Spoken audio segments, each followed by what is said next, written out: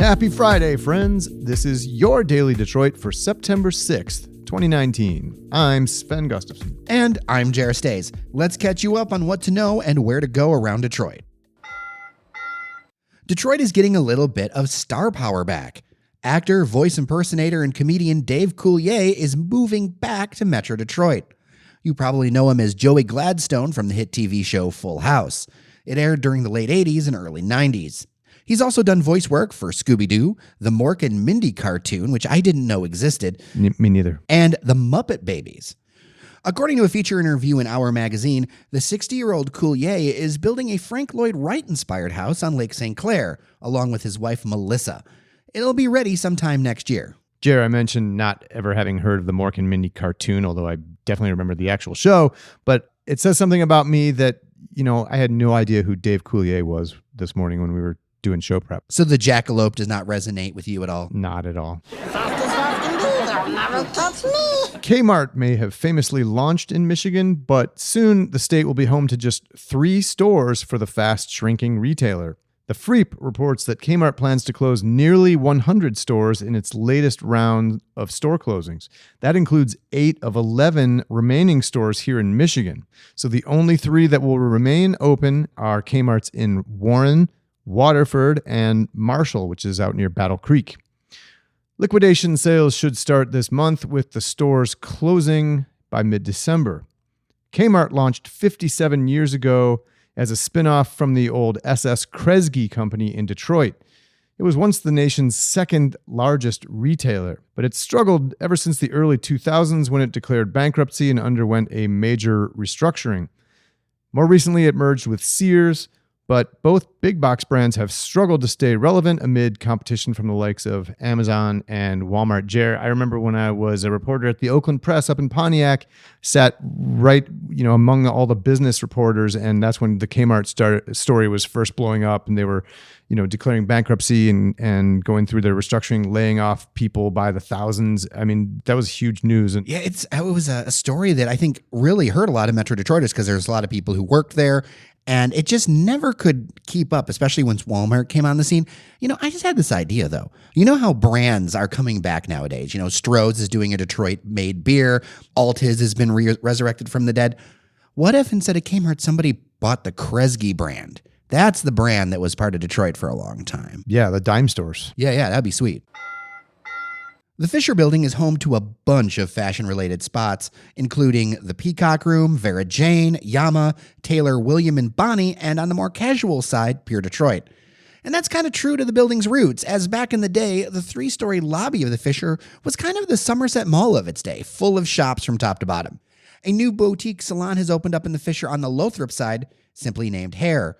So I headed over to talk with owner and lead stylist, Jenna Drudi. So why open up a new salon in Detroit? Oh, excellent question. Why not? I feel like there's so much need for a salon over in this area. In coming to the Fisher Building, I just moved back here from Brooklyn, and coming here and being a part of art and the community that's over here, and just the interest of people moving over and down into Detroit and being a part of the metropolitan area again, because it's just being revitalized in a way that nobody has seen before. It's exciting. It made so much sense. What was the thought behind having more of a boutique place? Because I think you only have, if I look over here, I think 4 or 5 chairs? So I used to work in a salon that was a little bit more of a factory-based style, where there was 17 chairs, and I feel like you kind of lose the team vibe with everything. And I did 9 years of freelance work in New York, and I was craving being a part of a team again.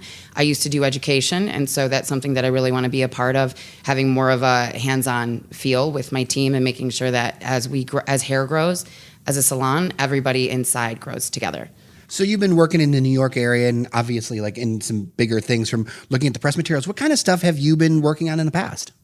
Well, I started off being an educator, as I stated, behind the chair at a salon out in Ann Arbor. I was teaching for Bumble and Bumble and Orbet. I ended up getting so many opportunities in New York and going out there with education that I decided to sell the house and do that whole cliche thing of, pack up the U-Haul and go out there. While working out there, I was doing TV, print, and film. So working on brands such as like Carolina Herrera, doing showcases for Rachel Zoe, Bulgari, everything from high-end fashion lines down to Target, Kohl's, commercials. So really across the board. And so why should people stop into hair specifically? Oh, why should people stop into hair? I think we offer a unique experience with all of the different facets of the beauty industry that I've worked in. I've been able to hone in on a skill set with men's grooming. I've been able to really hone in on working with all different type of hair textures. And I feel like you just have a real intimate vibe here. So you can come in here and get the personal touches, grab a glass of wine, sit down, have a chat, and feel like you're really being focused on. Hair is open Tuesdays through Saturdays and taking appointments online. We'll have a link in the show notes. Staying in the new center, fine dining restaurant Cuisine has a brand new and very blue facade. For years, it's been a staple of the Detroit before theater dining scene, since it's just across the street from the Fisher Building and the Fisher Theater.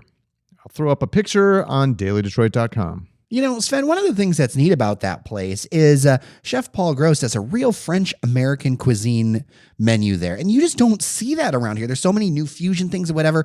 But Chef Paul has really just been bringing it for years. I'm old enough to remember, Jared, when French, along with Chinese and Italian, that was it. Like when you talk about like fine dining cuisine, like if it wasn't one of those things, like it just wasn't. It didn't happen. Well, and as far as white linen spots, I feel like Cuisine is one of the pantheon in the city.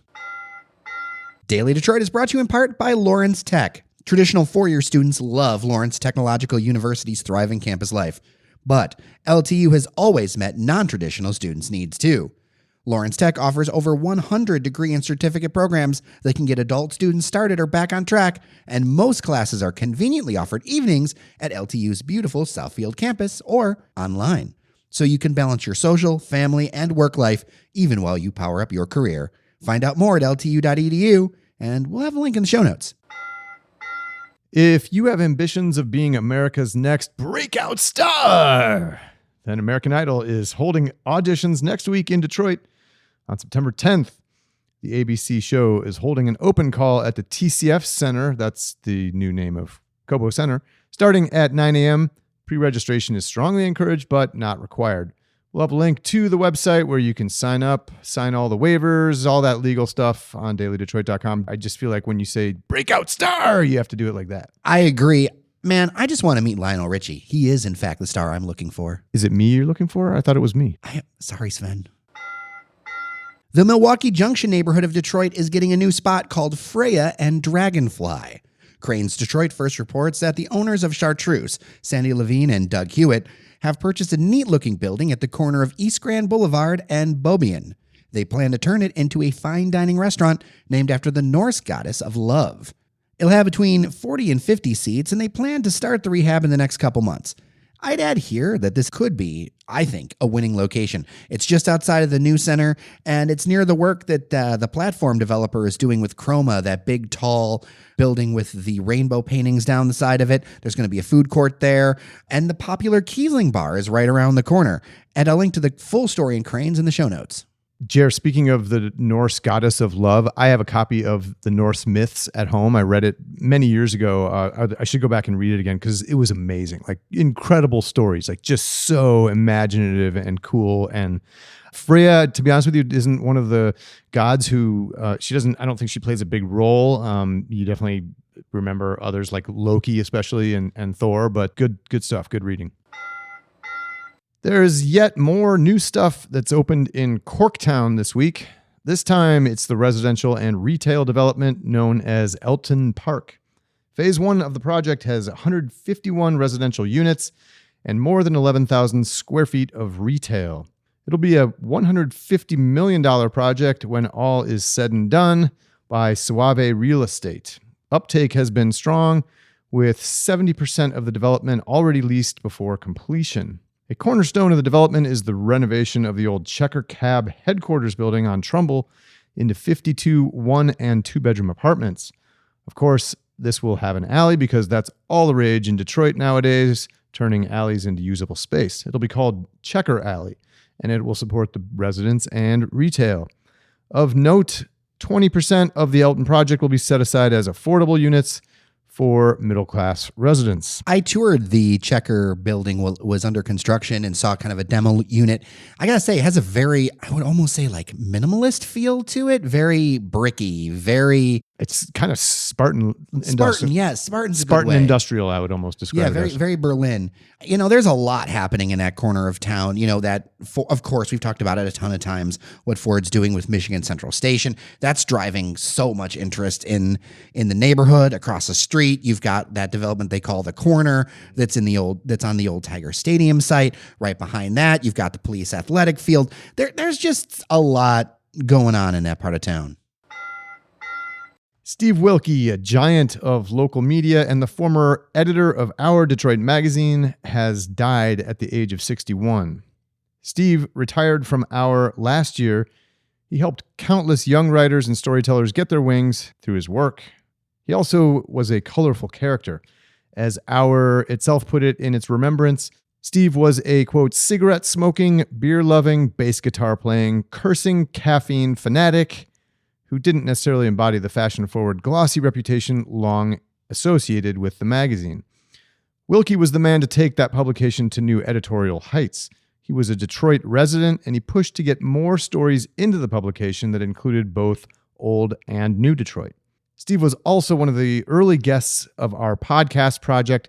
Here's part of a conversation we had in 2018 at Park Restaurant in Campus Martius about the unique role that magazines and newspapers fill in the digital era. I'm also just sort of interested in, your print magazine, big glossy full color print magazine in 2018, and no secret, print media is a tough business. I mean, how is it going, and sort of what's the value you see of a print magazine now? We've been finding that some people think of a magazine really as almost like a luxury. It's like when you're turning off away from your computer or your phone. Unlike, a newspaper, sometimes when you go, like, say for myself, if I go onto my phone, I'm checking what did the Tigers do last night, or, what's going on in the market or what's going on. But then if you stop and look at a newspaper or a magazine, you stop and read something that you don't know. A headline will catch your eye. And so people tend to use a magazine more as an escape from the day-to-day being tied to your phone. So we're doing okay. That's good. I'm glad to hear it. I like restaurants. I like magazines, and newspapers especially. And I explain to people, the one thing I really notice is that when you give yourself time to sit down with a magazine or a newspaper, it's, in internet parlance, you'd call it like sticky. Like you tend to stay with it. Like you see other things that catch your eye. Whereas, the internet is so much more like sort of, short-term thinking, and you hit one story and then you're out and you go do something else. You stay with a magazine or a newspaper for a lot longer, and it's refreshing that way, I think. Well, it's the same thing with Facebook feeds. It starts to send you what you know, and it does the algorithm, and it starts feeding you what you So if you're only reading what you know already, you're not really learning very much. And so it's fun to go into a magazine or a newspaper and find something that you don't know. And that will do it for your Daily Detroit for the week. Thanks to everyone behind the scenes who helps make this show possible, including Cheyenne Nosarini, who has done double duty editing the show and stepping into host. Nice work, Cheyenne. Randy Walker, Zach Lewis, Nuri Gojai, our spirits advisor on the other side of the globe, and of course, our members at patreon.com/Daily Detroit. I'm Sven Gustafson. And I'm Jairus Days. Have a great weekend, and we'll see you around Detroit.